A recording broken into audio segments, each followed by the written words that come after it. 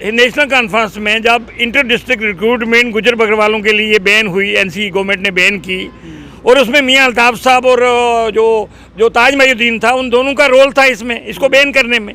उसका मतलब ये था कि कश्मीर का गुजर ये सोचता था कि पुंछ जोरी का गुजर खा जाएगा हमारा हक। एसटी मिला था, ये इंदिरा गांधी ने नहीं बल्कि चंद्रशेखर ने दिया था।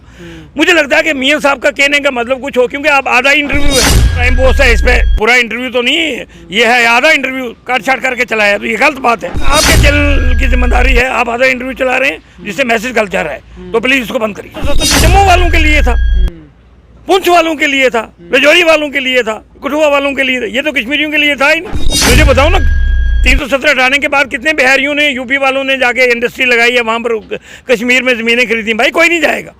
जब इश्तियाक भट्टी पुंछ का रहने वाला मुसलमान होके जब कश्मीर में ज़मीन नहीं खरीद रहा है मकान के लिए, वहाँ मकान नहीं बना रहा है, जम्मू में मकान बना रहा है, और कौन जाएगा? इन्हीं जम्मू के लोगों ने बीजेपी की खटिया जम्मू कश्मीर में खड़ी कर देनी है। हमारी स्टेट भी बहाल हो जाएगी, मुझे लगता है 370 भी बहाल हो जाएगी। साहब, वक्फ बोर्ड की चेयरमैन है द्रक्षा अंद्राबी जी, उन्होंने कहा कि मदरसों में भी अब जो इमाम आप रखते हो उनको जो है डिग्रियाँ होनी चाहिए उनके पास, उनको उनसे जो है एंट्रेंस लेना चाहिए। आप उनके इस बयान को किस तरह से देखते हैं? देखिए, दर्शना अंद्राबी के बारे में मैं कुछ नहीं कहूँगा।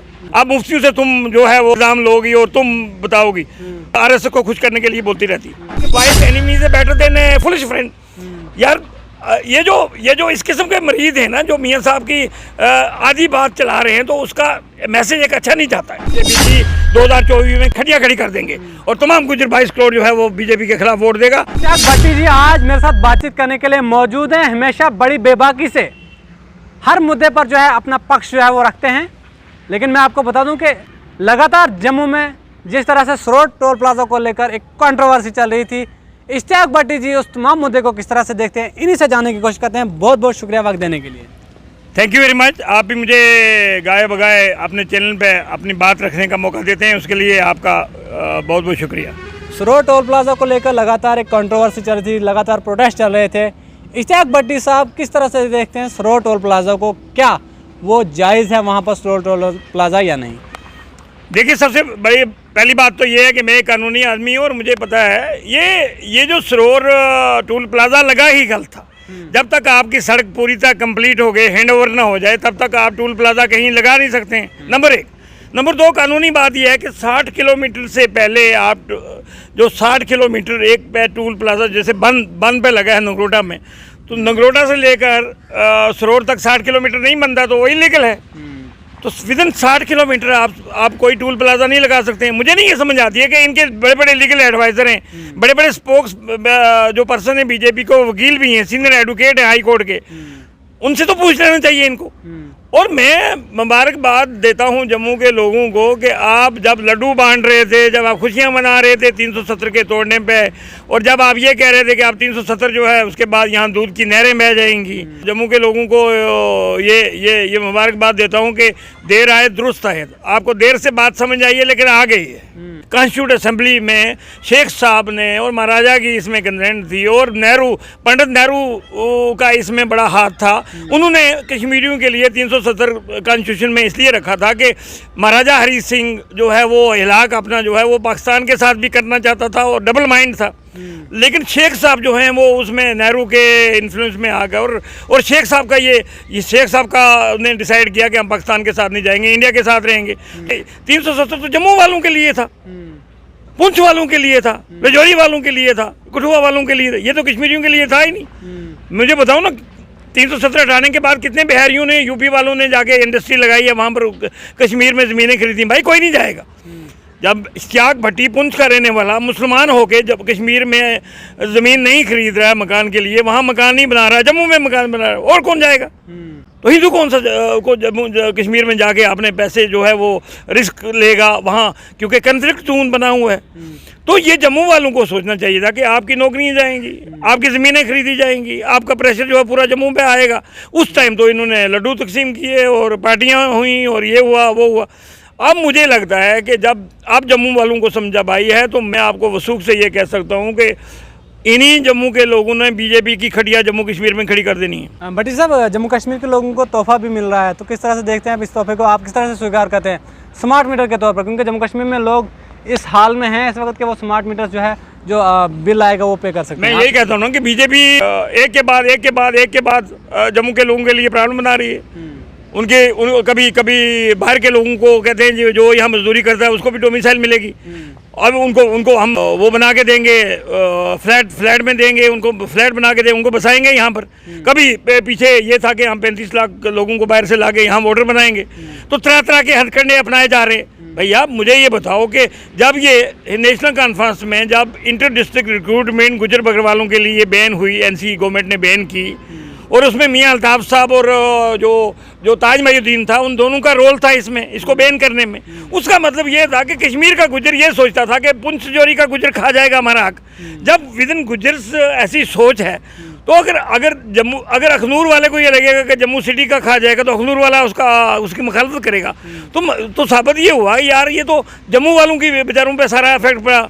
जम्मू वालों की नौकरियां गई, जम्मू वालों को पैसा, अब श्राइन बोर्ड पे भी आप बाहर से लोग ला रहे हैं, सेंट्रल यूनिवर्सिटी में प्रोफेसर भी बाहर से ला रहे हैं, हर चीज़ बाहर से ला रहे हैं। तो मैं ये कहता हूँ ना कि जम्मू पे ऑलरेडी जब मिलिटेंसी शुरू हुई है, तो जम्मू डिस्ट्रिक्ट में और जम्मू प्रॉपर में ऑलरेडी जो मुसलमान लोग थे मिलिटेंसी से भागे हुए, डोडा के, रजौरी के, पुंछ के, वो सारे जम्मू में आके बसे, प्लस कश्मीरी पंडित। तो जम्मू में तो ऑलरेडी प्रेशर था। तो जम्मू वालों को ये सोचना चाहिए था कि ये जो बीजेपी भी कर रही है वो जम्मू के खिलाफ कर रही है। पहले तो इनको 25 सीटें दी और ये हुकूमत नहीं कर पाए, और महबूबा मुफ्ती जो है सबसे फेलियर चीफ मिनिस्टर साबित हुई, और ये हुकूमत ही छोड़ के भाग गए, ये हुकूमत कर ही नहीं पाए। तो इसलिए इन्होंने यहाँ बेड़ागर किया है जम्मू कश्मीर का। साहब, लगातार 370 और 35A की सुनवाई जो है सुप्रीम कोर्ट में चल रही है। Chief justice of India DY Chandrachud ने यह कहा कि 35A के बाद जम्मू कश्मीर के लोगों का हकूक छीना गया है, खासकर लैंड प्रोटेक्शन जिस तरह से होती है, यहाँ पर जॉब्स होती थी, उनके साथ जो है छेड़ा गया है। आप किस तरह से देखते हैं उनके इस बयान को? देखिए, मैं प्रोसिक्यूटर रहा हूँ 30 साल तक, सरकारी वकील रहा हूँ। मैं आज भी ऑन कैमरा ऑन रिकॉर्ड ये बात कहता हूँ कि अगर हिंदुस्तान में कोई इंस्टीट्यूशन बचा है अभी तो वो जुडिशरी है। मैं ये कहता हूँ कि जो इन लोगों को देर से ही सही मगर इंसाफ ज़रूर मिलता है, और मैं चंद्रचूड़ साहब के लिए दुआ करता हूँ अल्लाह उनकी ज़िंदगी लंबी करे। और जब तक Chandrachud chief justice of India और जब तक सुप्रीम कोर्ट है, हमें किसी मुसलमान को, किसी दलित को, किसी सिख को, किसी माइनॉरिटी को डरने की ज़रूरत नहीं है। और मुझे ऐसा लगता है कि आर्टिकल 370 सुप्रीम कोर्ट पर अभी टिप्पणी करना अच्छी बात नहीं, लेकिन मुझे ऐसा लगता है कि ये बहाल हो जाएगा। और हमारी स्टेट के लिए भी उन्होंने, चीफ जस्टिस ऑफ इंडिया ने सेंट्रल गवर्नमेंट को डायरेक्शन दी है कि हमें ये बताएं कि कब तक आप स्टेट बहाल करेंगे। हमारी स्टेट भी बहाल हो जाएगी और मुझे लगता है 370 भी बहाल हो जाएगी। भट्टी साहब, वक्फ बोर्ड की चेयरमैन है द्रक्षा अंद्राबी जी, उन्होंने कहा कि मदरसों में भी अब जो इमाम आप रखते हो उनको जो है डिग्रियां होनी चाहिए उनके पास, उनसे जो है एंट्रेंस लेना चाहिए। आप उनके इस बयान को किस तरह से देखते हैं? देखिए, दर्शना अंद्राबी के बारे में मैं कुछ नहीं कहूँगा, और अक्सर मैं उसके बयान सुनता रहता हूँ। वो बेचारी को इंडिपेंडेंट उसकी अपनी सोच ओपिनियन क्या है, वो तो ऐसे ही बयान देती रहती है। मैं उसके बारे में कोई टिप्पणी नहीं करूँगा। अब मुफ्तियों से तुम जो है वो एग्ज़ाम लोगी और तुम बताओगी, वो ऐसे RSS को खुश करने के लिए बोलती रहती है। मुझे आपसे शिकायत है, आपके चैनल से, आपके आपका प्राइम पोस्ट से वो चल रहा है। देखिए ना, मियाँ बशीर साहब एक बहुत बड़े लीडर थे, और वो आप इस दुनिया में नहीं, अल्लाह उनके दर्जात बुलंद करे, और एक वो वली आदमी थे, और वो रूहानी आदमी थे, और वो कुछ बल्कि गुजरों के लीडर नहीं थे, बल्कि पहाड़ी लोग भी और दूसरे लोग भी, इवन हिंदू लोग भी उनको मानते थे। वो बड़े रूहानी आदमी थे। तो मुझे थोड़ा सा मेरे दिल को ठेस पहुंची कि भाई या तो इनका पूरा इंटरव्यू सुनाना चाहिए था। अब वो काट छाड़ के आकर के आप आधा इंटरव्यू उनका सुना रहे हैं। तो असल बात मैं तमाम लोगों को ये बोलना चाहता हूँ कि मैं इस बारे में उनकी कोई नफ़ी नहीं कर रहा हूँ, क्योंकि मेरी इतनी हैसियत नहीं है कि मैं मियाँ साहब जैसी इतनी बड़ी हस्ती के बारे में कोई टिप्पणी करूँ। अलबत्ता मेरी ये गुजारिश है कि मैं भी उनका मरीद हूँ, मैं भी उनको मानता हूँ, जबकि मैं नकली पीरों को और ये जो चलते फिरते पीर हैं इनको मानता ही नहीं हूँ। मैं खानकाहों पे जाता ही नहीं हूँ, लेकिन मियाँ बशीर साहब की मैं इज़्ज़त इसलिए करता हूँ कि बहुत बड़े लीडर थे, रूहानी आदमी भी थे। उनका उधर मकबूजा कश्मीर में, पाकिस्तान में भी बहुत सारे मुरीद हैं। लेकिन अब मैं ये बताऊँ ना कि सच ये है कि ये जो ST मिला था, ये इंदिरा गांधी ने नहीं बल्कि चंद्रशेखर ने दिया था। मुझे लगता है कि मियाँ साहब का कहने का मतलब कुछ हो, क्योंकि आप आधा इंटरव्यू है।